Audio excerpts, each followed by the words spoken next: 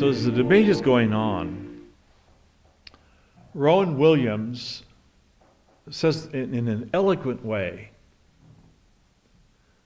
that religion, Christianity, which this is where the orthodoxy comes in, that the spirituality is a noetic science of the heart, and it's based on the intuitive nature that we have. And he said, so as an intuitive science, we first encounter the truth, and then afterwards we come to believe it to be true. And we find that we absolutely accept this as truth. Dawkins disagreed. Dawkins just tore into him. How absurd is that? And the whole debate tipped towards the deists when one of the atheists sided with Rowan Williams. And the atheist said, oh, but quantum physics is an intuitive science where we discover the truth of our science intuitively and then at some point embrace it as truth. And sometimes we're able to prove it in a material scientific way, but most of the time we're not, because quantum physics, by its very nature, 80% of what they teach to be true and what they discover to be true is not provable in the material world, just like orthodoxy. And I was so excited to hear this that I found myself standing up going, yes, in the privacy of my cell. And I also knew this was the case because I had a friend years and years ago who was a quantum physicist who first told me that. He says, I'm not a religious man, but he said, I will tell you that quantum physics is probably the closest to being religious of all the sciences. So when the student asked that question, I was ready for him. I said, tell me, do you believe that quantum physics is a true science? Well, yes.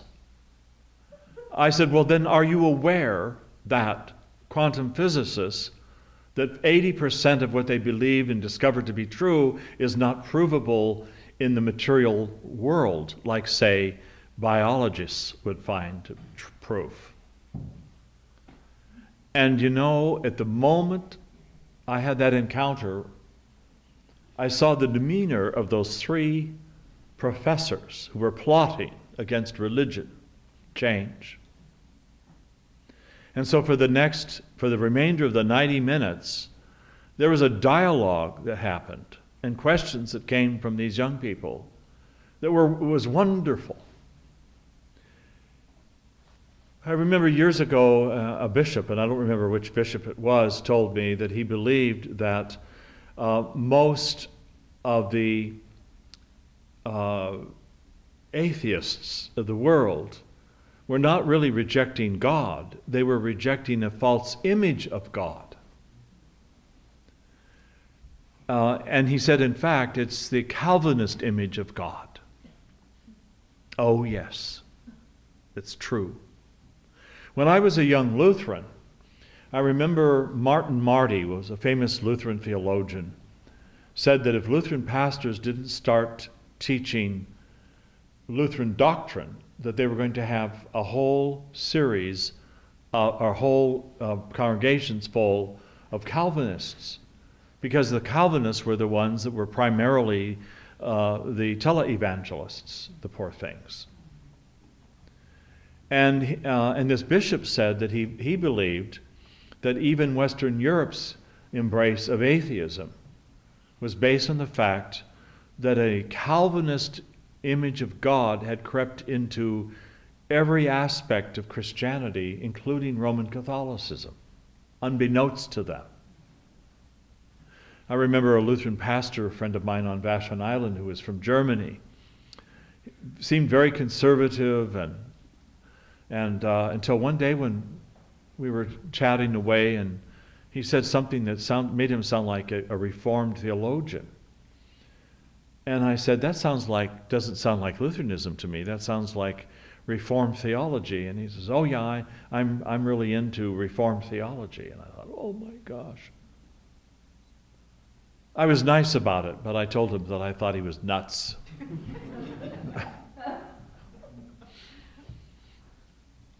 I told him this over a beer that I was paying for. So it made it a little more gentle, and he received it better than he would have otherwise. But it's true. And so when we look at how we are imparting our faith, now here's another thing that's really important. And I'm going to speak to you gentlemen here on this one. You think it's enough to take your family to church on Sunday, and the rest of the week you are focused on work and recreation and TV and sports and whatever else. But if you're going to have your children permanently embrace orthodoxy, they have to see it authentically lived in you. Which means that if you are being condescending to your wife, if you are taking your anger of work out on your home life, and if you're compartmentalizing your orthodoxy into a Sunday morning experience, your children will ultimately leave the church. Statistically, it doesn't look good. The Southern Baptist Convention a number of years ago was horrified. They were horrified when they realized that 86% of their young people were leaving their church by the time they finished high school. 86% exodus. So they decided to have a study done to find out why. Because they have, if any denomination has youth programs, they do. They weren't working. What was happening? To their absolute shock, they discovered from this study that the majority of these young people were leaving over one issue. It had to do with homosexuality. It wasn't that 86% of their young people were homosexuals.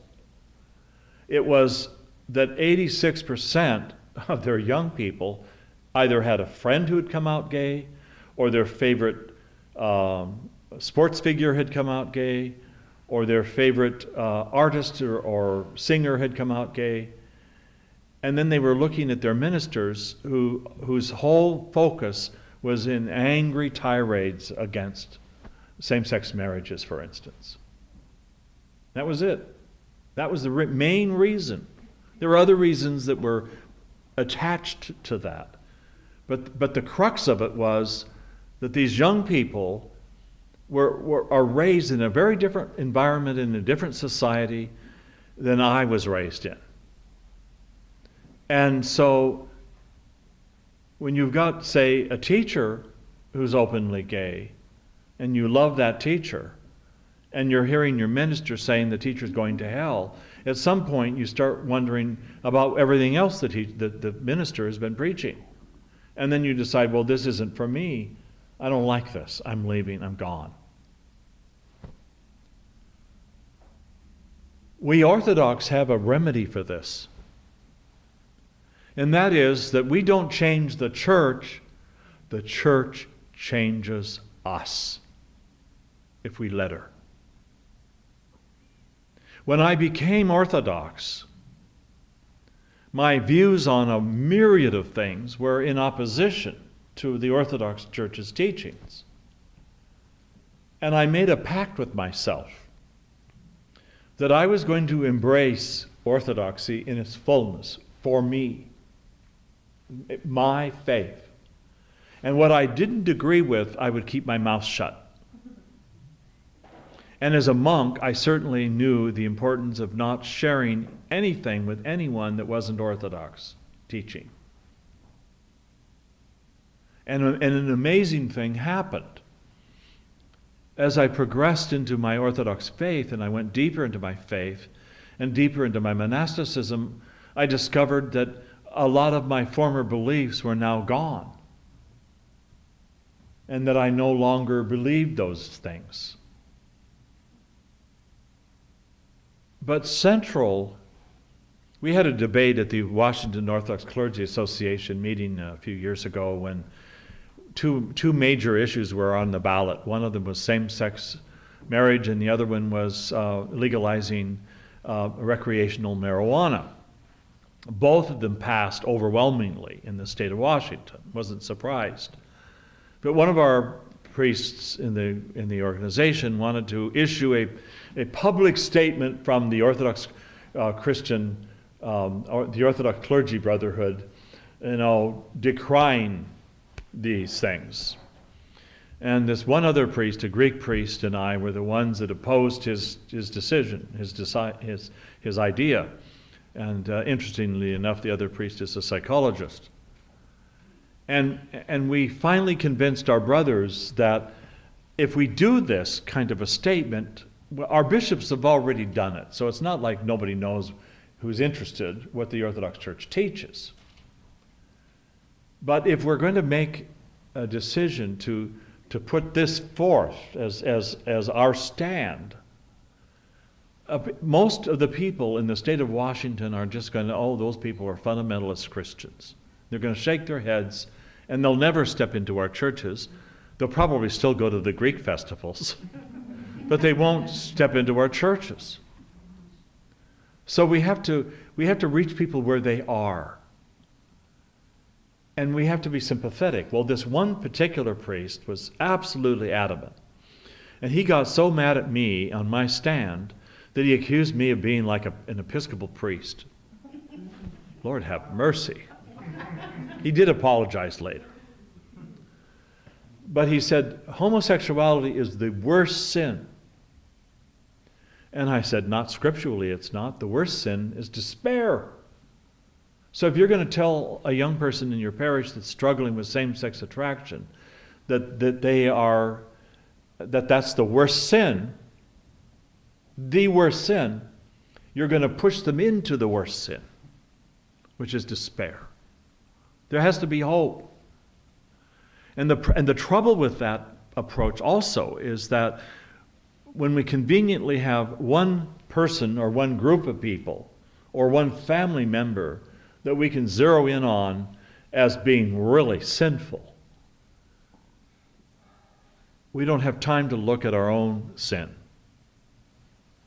And the Fathers make it abundantly clear, as does Scripture, that our chief responsibility in this world, in this journey, is going deep into the heart and being our own worst critic. As St. Paul said, I am the worst of sinners. And we have to say it, and we have to mean it. And then when we really mean it about ourselves, we have more empathy for others in their struggle. And then rather than judging them, we pray for them. And we can take this into all kinds of areas of our lives and the people that we're around. The old man next door who's grouchy and is always, yelling at our kids, when they're outside and they're too noisy and such. If we start praying for that man and truly caring for him, we might just discover that he's grieving not only for the loss of his wife 3 years earlier, but the fact that none of his children come to see him, and that he's lonely, and that bitterness and anger isn't about us as neighbors, it's about his absolute loneliness. And when we discover that, then we can be his family.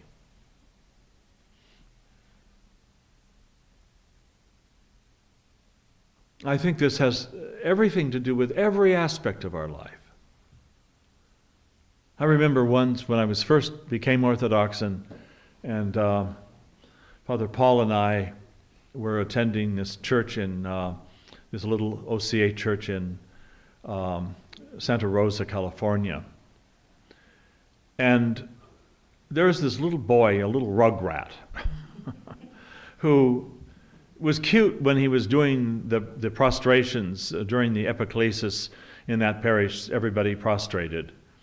So during the epiclesis, this little boy is he's down on the floor, but he's bowing in the opposite direction. Cute, really cute.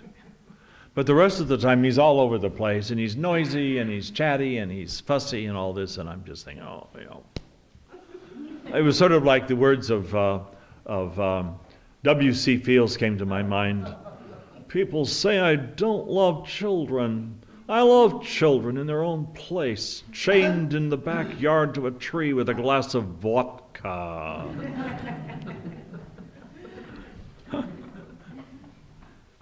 I haven't said that for a while. I used to do it better, but